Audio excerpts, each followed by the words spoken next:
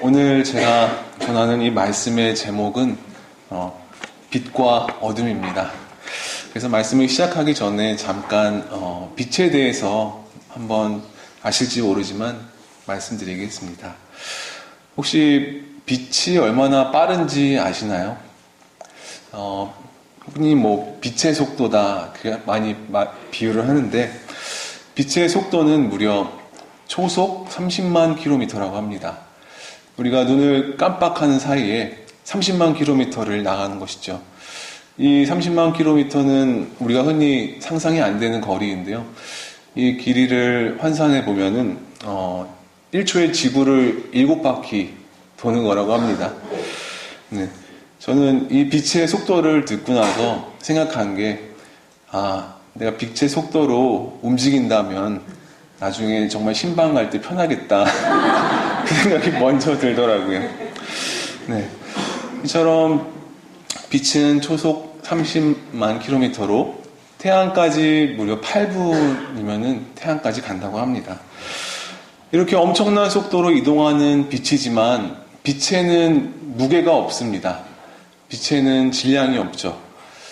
이처럼 엄청난 속도로 움직이지만 무게는 거의 0에 가까운 이 빛을 묵상하다 보니까 정말 신비하다는 것을 느꼈습니다. 정말 하나님께서 대단하시구나. 이 빛을 만드신 하나님이 얼마나 대단하신 분인지 이 빛을 생각할수록 더욱 잘 느낄 수 있게 되었습니다. 오늘 말씀을 함께 읽겠습니다. 1절, 2절을 제가 읽겠습니다. 태초에 말씀이 계시니라. 이 말씀이 하나님과 함께 계셨으니 이 말씀은 곧 하나님이시니라. 그가 태초에 하나님과 함께 계셨고. 태초에 말씀이 하나님과 함께 계셨습니다. 이 말씀은 태초부터 하나님과 함께 계셨는데요.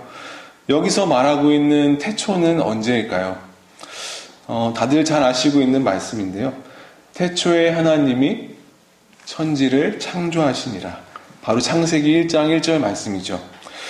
그렇습니다. 바로 태초에 하면은 우리는 바로 이 창세기 1장 1절의 말씀을 떠올리게 됩니다.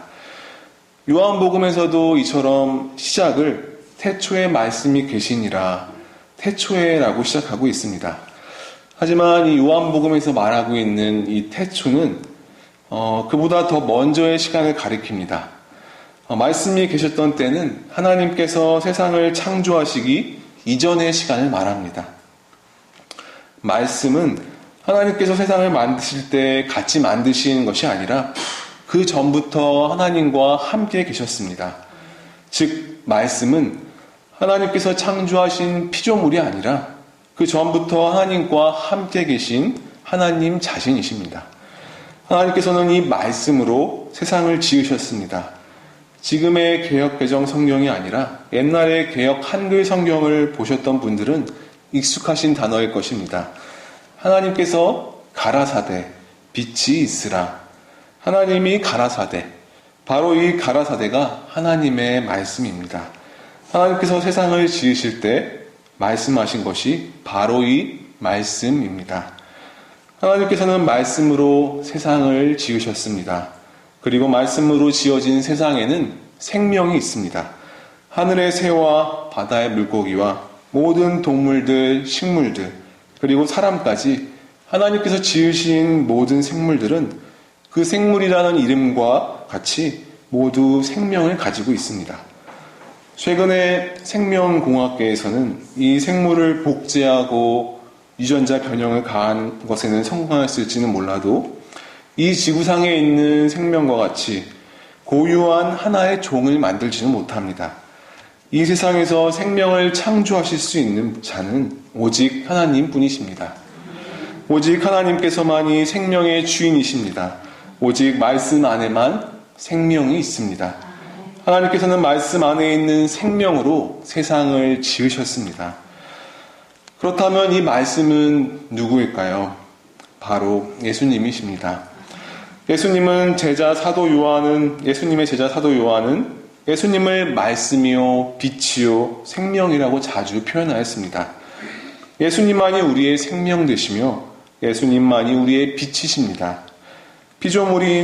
피조물이며 죄인인 우리 스스로는 생명도 빛도 없습니다.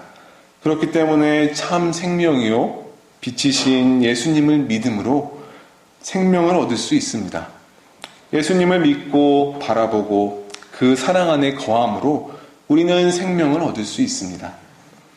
빛이요 생명이신 말씀께서 이 땅에 인간 예수의 몸으로 우리에게 오셨습니다. 그분은 동정녀 몸에서 태어나셨습니다. 인간을 지으신 분께서는 동정녀의 몸에서 태어나시는 것은 어려운 일이 아니셨습니다. 또한 그분이 가시는 곳마다 생명의 역사가 나타났습니다. 병든 자가 나음을 입고 귀신 들린 자가 정상이 되고 죽은 자가 살아났습니다. 그분은 생명이셨기 때문입니다. 빛이 어둠에 빛이 돼 어둠이 이기지 못하더라. 예수님이 가시는 곳마다 어둠이 떠나갔습니다. 예수님은 빛이시기 때문입니다. 사람들은 놀랐습니다. 도대체 이 사람이 누구냐? 말씀으로 귀신을 쫓고 많은 이적과 기적을 행하며 세리와 죄인들과 함께 먹고 마시며 바리새인과 서기관들의 가르침보다 더 나은 가르침을 주는 이가 누구냐? 사람들은 예수님을 보았지만 예수님이 어떤 분이신지 정확히 알지 못했습니다. 빛이 어둠에 빛이 돼 어둠이 깨닫지 못하더라. 이렇게 예수님이 어떤 분이신지 깨닫지 못하는 사람들에게 예수님께서는 말씀하셨습니다.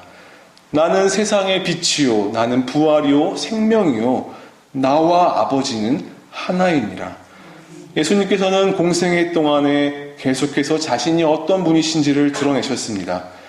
예수님께서는 하나님께서 자신을 보내셨고 모든 이들을 구원하러 오셨다고 말씀하십니다. 십자가를 질 것이고 사흘 만에 살아날 것이라고 말씀하십니다. 누구든지 자기를 믿는 자는 구원을 얻을 것이라고 말씀하십니다. 하지만 사람들은 깨닫지 못하였습니다. 예수님을 몰랐습니다. 요한복음을 읽다 보면은 동문서답과 같은 대화가 자주 나타나는 것을 볼 수 있으실 것입니다. 그리고 예로 몇 가지를 들어보겠습니다. 너희가 이 성전을 헐라 내가 사흘 동안에 일으키리라. 예수님께서 말씀하셨습니다. 하지만 사람들은 이 성전은 46년 동안에 지어졌거늘 어떻게 3일 동안 일으키겠느냐 하면서 예수님의 말씀을 오해하였죠. 진실로 진실로 내게 이르노니 사람이 거듭나지 아니하면 하나님의 나라를 볼 수 없느니라. 니고데모는 그 말씀을 이렇게 대답하였습니다. 사람이 늙으면 어떻게 날 수 있사옵나이까? 두 번째 모태에 들어갔다 날 수 있사옵나이까? 내가 만일 하나님의 선물과 또 내게 물 좀 달라 하는 이가 누구인 줄 알았더라면 내가 그에게서 구하였을 것이요 그가 생수를 내게 주었으리라. 사마리아의 여인에 향한 예수님의 이 말씀에 사마리아 여인은 엉뚱한 대답을 합니다. 물기를 그릇도 없고 이 물은 깊은데 어디서 당신이 그 생수를 얻겠사옵나이까? 예수님께서 다시 말씀하십니다. 이 물을 마시는 자마다 다시 목마르려니와 내가 주는 물을 마시는 자는 영원히 목마르지 아니하리니 내가 주는 물은 그 속에서 영생하도록 솟아나는 샘물이 되리라. 하지만 사마리아 여인은 예수님의 말씀을 몰랐습니다. 그런 물을 내게 주사 목마르지도 않고 또 여기 물기르러 오지도 않게 하옵소서.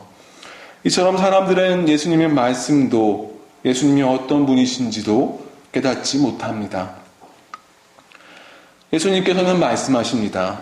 왜 그분이 이 땅에 오셨는지 말씀하십니다. 바로 하나님께서 자신을 보내셨다고 말씀하십니다. 요한복음 12장 44절부터의 말씀입니다. 예수께서 외쳐 이르되 나를 믿는 자는 나를 믿는 것이 아니요 나를 보내신 이를 믿는 것이며 나를 보는 자는 나를 보내신 이를 보는 것이니라. 나는 빛으로 세상에 왔나니 물은 나를 믿는 자로 어둠에 거하지 않게 하려 함이로다. 예수님께서는 이처럼 성경에서 여러 장면에서 보내심을 받았다고 말씀하십니다. 그리고 자신을 보내신 분에 대해서도 말씀하십니다. 예수님께서는 자꾸 하나님께서 나를 보내셨다 말씀하십니다. 아버지께서 나를 보내셨으니 나를 보내신 이가 나와 함께 있느니라. 그 이유를 알려면 이 보내다라는 가지는 성격을 이해할 필요가 있습니다.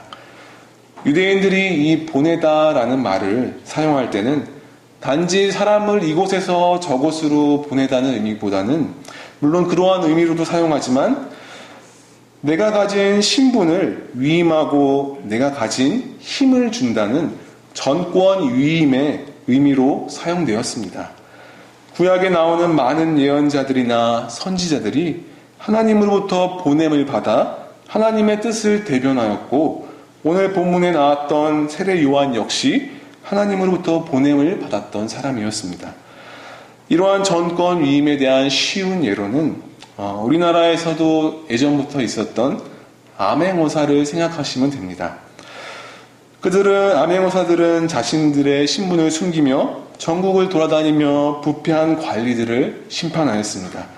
그들은 큰 소리로 암행어사 출두요 라고 소리치며 마패를 꺼내들죠. 바로 그 마패가 암행어사들에게 전권을 위임한 임금님의 권한을 상징하기 때문입니다. 암행어사는 그 이름대로 은밀하게 다녔지만 예수님께서는 우리에게 빛으로 오셨습니다. 빛으로 모두가 볼 수 있게 오셨습니다. 보냄을 받은 자는 보낸 이의 뜻을 대변하고 보낸 이를 위하여 행합니다. 쉽게 말하면 대변인의 역할을 하는 것입니다. 예수님께서는 이처럼 우리를 구원하고자 하시는 하나님의 뜻을 대변하기 위하여 보냄을 받으셨습니다. 보라, 세상 죄를 지고 가는 하나님의 어린 양이로다. 유대인의 경전 미시나의 축도문 중에 이러한 구절이 있습니다.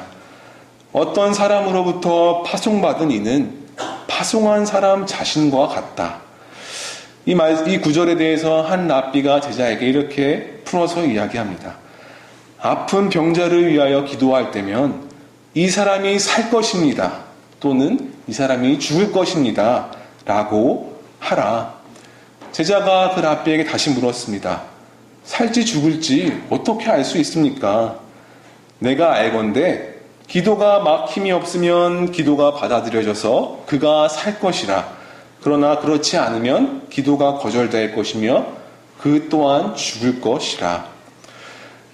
병든 자를 위하여 기도하는 사람은 병든 사람 그 자신을 대신하여 기도하는 것입니다. 때문에 기도하는 자는 병든 자가 가지고 있는 치유에 대한 소망을 대신할 뿐만 아니라 간구하는 자로서 하나님의 치유에 대해 강하게 신뢰하고 있어야 된다는 것입니다. 이를 통하여 우리는 다른 이들을 위하여 기도할 때 어떻게 해야 하는지를 배울 수가 있습니다. 우리가 누군가를 위하여 기도할 때는 그 누군가의 대신이 되어 하나님께 나아가는 것입니다. 내가 믿음과 확신이 없이 기도한다면 하나님께서는 그 태도를 나의 태도로 보시는 것이 아니라 내가 기도해주는 그 사람의 태도를 보고 응답하지 않으신다는 것입니다. 그러므로 우리는 누군가를 위하여 기도할 때는 믿음과 신뢰를 가지고 기도해야 합니다. 예수님께서는 누구의 대변자이십니까? 예수님께서는 먼저 하나님의 대변자로 이 땅에 오셨습니다. 하나님께서 예수님을 보내셨습니다. 그렇기에 우리가 예수님을 믿고 예수님의 말씀에 순종하는 것은 곧 하나님을 믿고 하나님의 말씀에 순종하는 것입니다. 그래서 우리가 예수님을 믿음으로 구원을 얻을 수 있는 것입니다. 또한 예수님은 우리의 대변자가 되어주십니다. 우리가 예수님의 이름으로 기도할 때 하나님 보좌 우편에 앉아 계신 예수님께서 우리의 기도를 들으시고 하나님께 기도하십니다. 하나님께서는 예수님의 기도를 들으시고 우리의 기도를 들어주시는 것입니다. 이처럼 태초부터 하나님과 함께 하시고 유일한 생명 되시며 우리를 구원하기 위하여 이 땅에 보내심을 받은 말씀이 바로 예수님이신 것입니다. 이것을 요한은 이렇게 표현한 것입니다. 빛이 어둠 가운데 오셨다. 요한복음은 참으로 영적인 책으로 알려져 있습니다. 요한은 예수님의 구원의 경륜을 이러한 함축적인 단어를 사용함으로써 그 의미를 우리에게 풍성하게 전달해 주고 있습니다. 이 빛과 어둠이라는 단어만 가지고도 우리는 많은 것을 생각하고 깨달을 수가 있습니다. 오늘 본문 말씀 11절과 12절을 제가 읽겠습니다. 자기 땅에 오매 자기 백성이 영접하지 아니하였으나 영접하는 자 곧 그 이름을 믿는 자들에게는 하나님의 자녀가 되는 권세를 주셨으니 참 빛이 이 땅에 오셨습니다. 하지만 사람들은 모두가 다 예수님을 영접하지는 않았습니다. 그들이 생각했던 메시아와는 달랐기 때문이죠. 그들이 생각했던 구원자가 아니었기 때문입니다. 예수님을 가장 먼저 영접하고 섬겨야 할 하나님의 종들인 종교 지도자들은 예수님을 환영하지 않았습니다. 그들은 하나님보다 자기들의 힘과 자기들의 권력과 자기들의 명예를 더욱 사랑했습니다.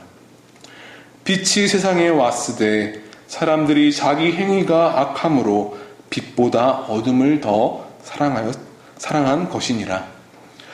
이러한 그들을 책망하시는 예수님의 비유가 있습니다. 바로 누가복음에 나타나는 포도원 농부 비유입니다. 오늘 읽은 말씀과 가까이 있습니다. 앞으로 한 3장과 4장 정도만 넘기시면 누가복음 20장이 나옵니다. 제가 읽어드릴 때 그 말씀을 눈으로 같이 보시기 바랍니다. 누가복음 20장 9절 포도원 농부 비유입니다. 예수님께서 말씀하셨습니다. 그가 또 이 비유로 백성에게 말씀하시기 시작하시니라. 한 사람이 포도원을 만들어 농부들에게 새로 주고 타국에 가서 오래 있다가 때가 이름에 포도원 소출 얼마를 바치게 하려고 한 종을 농부들에게 보내니 농부들이 종을 몹시 때리고 거저 보냈거늘 다시 다른 종들을 보내니 그도 몹시 때리고 능욕하고 거저 보내었거늘 다시 3번째 종을 보내니 이 종도 상하게 하고 내쫓은지라. 포도원 주인이 이르되 어찌할까 내 사랑하는 아들을 보내리니 그들이 혹 그는 존대하리라 하였더니 농부들이 그를 보고 서로 의논하여 이르되 이는 상속자니 죽이고 그 유산을 우리의 것으로 만들자 하고 포도원 밖으로 내쫓아 죽였느니라. 그런즉 포도원 주인이 이 사람들을 어떻게 하겠느냐. 와서 그 농부들을 진멸하고 포도원을 다른 사람에게 주리라 하시니 사람들이 듣고 이르되 그렇게 되지 말아지이다 하거늘.